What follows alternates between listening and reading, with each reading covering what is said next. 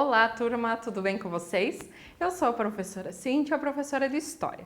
Hoje nós vamos para a aula número 46 do 8º ano. E o assunto é Segunda Revolução Industrial, Trabalhadores e a Sociedade. Para o desenvolvimento desse assunto, temos os seguintes objetivos: descrever o fluxo crescente de trabalhadores para as cidades, apontar a situação dos trabalhadores, com ênfase no trabalho infantil, identificar as mudanças no campo, com a expulsão dos pequenos proprietários deste, e caracterizar as vilas dos operários, identificar as mudanças nas principais metrópoles. Antes de mais nada, já separou seus materiais para a aula de hoje? Você irá precisar do seu livro didático, livro de história, que trata sobre esse assunto, de repente até abrange mais informações do que está aqui. O caderno de história, caderno tanto para as anotações das principais informações, como também para a realização da atividade ao final desta aula, assim como um lápis, caneta e borracha. Com todo esse arsenal em mãos, podemos dar continuidade a esta aula. Durante a Segunda Revolução Industrial, nós vimos que novas fábricas expandiram cada vez mais a capacidade de produção e ainda elas diversificaram suas atividades. Consequentemente, elas acabam atraindo um grande número de trabalhadores para as cidades, porque às vezes a situação no campo não estava tão boa, então eles buscam melhores condições de vida nas cidades por meio do trabalho nas fábricas, nas indústrias. Mesmo com todos esses avanços tecnológicos que a gente tem visto nas últimas aulas, os operários continuaram a trabalhar em condições precárias e sem proteção legal. E detalhe, essas discussões já haviam iniciado lá no século XVIII com a primeira Revolução Industrial, mas ainda estava uma situação lamentável. Se for pegar bem ao pé da letra, até hoje tem pessoas trabalhando em condições de escravidão ou semi-escravidão. Vamos lá. A questão do trabalho infantil, isso é muito importante a gente ver.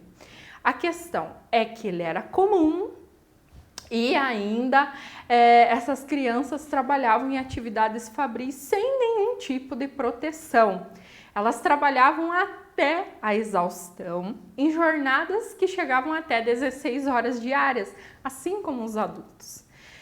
Muitas começavam a trabalhar aos 6 anos de idade e recebiam cerca de 1/4. Então, pensa, R$100, 25 apenas para as crianças. R$100 ganhavam os adultos, que, vamos e venhamos, era um salário bem baixo. Não estou dizendo que era exatamente esse valor, mas pense algo bem baixo mesmo, que mal dava para pagar as contas naquele momento.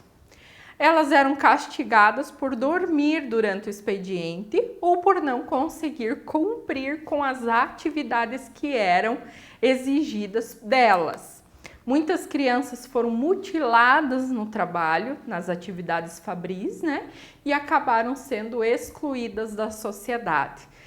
É lamentável a situação e muitas acabavam até cometendo suicídio, porque elas tornavam-se inválidas. Diferente de hoje, que nós temos até leis que elas fazem com que as empresas tenham uma porcentagem de pessoas com deficiência a trabalhar no ambiente, claro, com atividades diferenciadas, mas que elas possam desenvolver num propósito, com o objetivo de inserir todos na sociedade. Nós vivemos numa sociedade, o Brasil, a partir da Constituição de 1988, todos somos cidadãos, todos temos direitos, inclusive pessoas com deficiência são cidadãos como todo mundo, tá?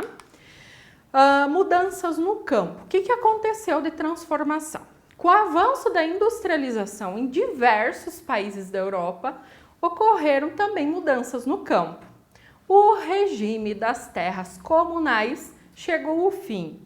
A questão da mecanização do cultivo, ele avançou E processo esse que ajuda os grandes proprietários rurais e uma nascente burguesia agrária, aquela que é detentora das terras, detentora dos meios de produção.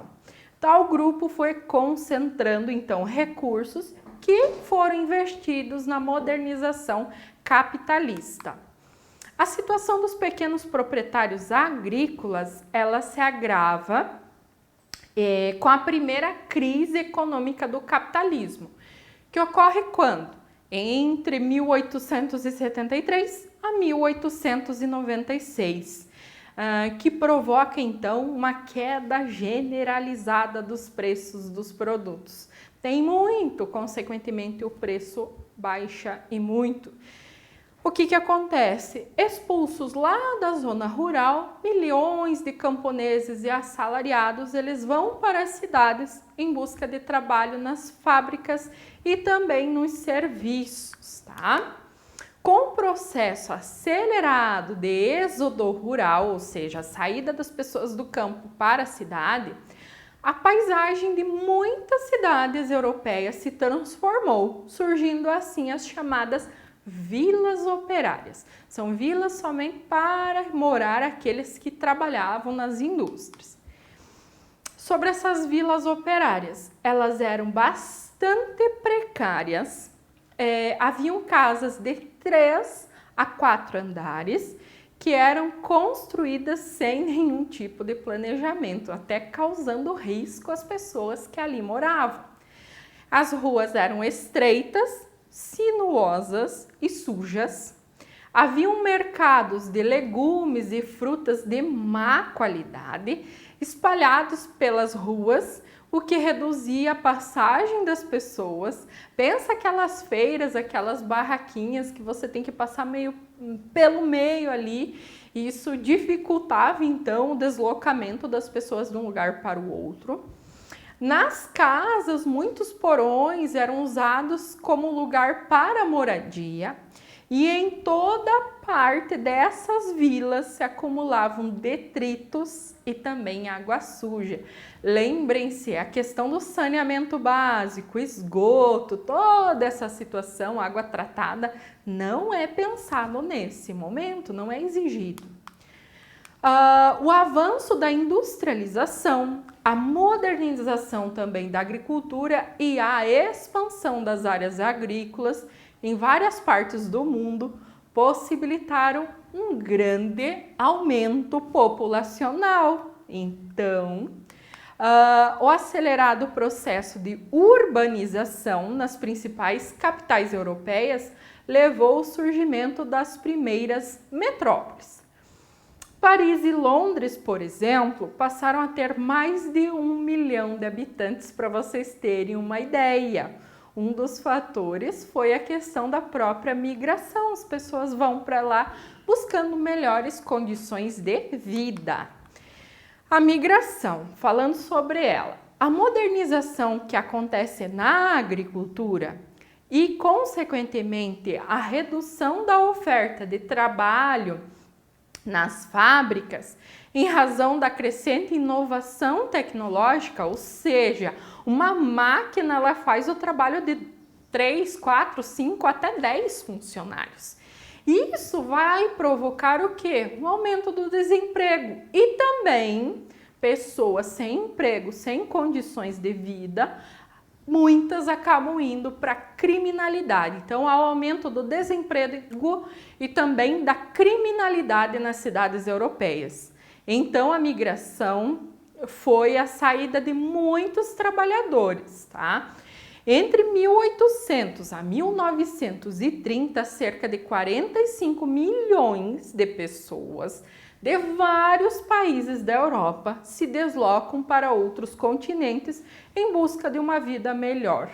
A América, o nosso continente, foi o que mais recebeu imigrantes europeus.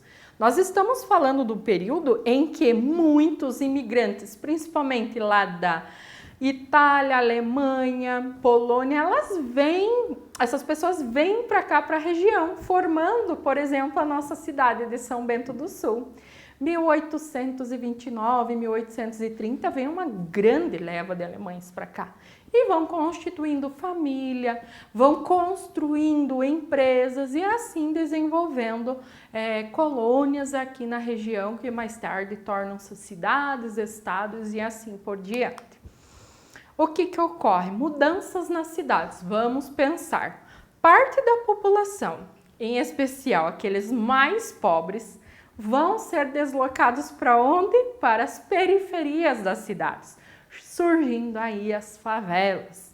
As periferias se tornaram os locais com mais pobres da cidade, os chamados bolsões de pobreza. Muitas metrópoles elas foram remodeladas, inclusive com prejuízo das construções históricas. Por quê? Para colocar todo esse grupo de pessoas ali, alguns patrimônios, algumas construções tiveram que ser derrubadas para aglomerar esse pessoal nesses chamados bolsões de pobreza. Nós temos George, prefeito de Paris, que de 1853 a 1870, ele executou um projeto de reforma e revitalização da cidade que buscava ampliar as possibilidades de circulação e dificultar a formação de barricadas operárias. Assim, o propósito era facilitar a ação repressiva da polícia. Regiões centrais das cidades como Londres, Viena, Berlim, Nova York e Chicago também foram remodeladas no mesmo período. Na próxima aula, voltaremos a falar sobre a Segunda Revolução Industrial e falaremos a respeito da tal Bela Época, ou como tem em alguns livros, Belle Époque, que vai caracterizar o período que estamos vivendo nesse contexto da Segunda Revolução, não Segunda Guerra Mundial. Então vamos para a atividade que tem por propósito revisar esse assunto para ver se realmente vocês compreenderam ele, mas também tem por objetivo fixar algumas informações que, como eu sempre falo, e vocês sabem, elas acabam tornando-se pré-requisitos para o entendimento, digamos assim, de próximos assuntos. Bons estudos a todos, até a próxima aula, um abraço e tchau!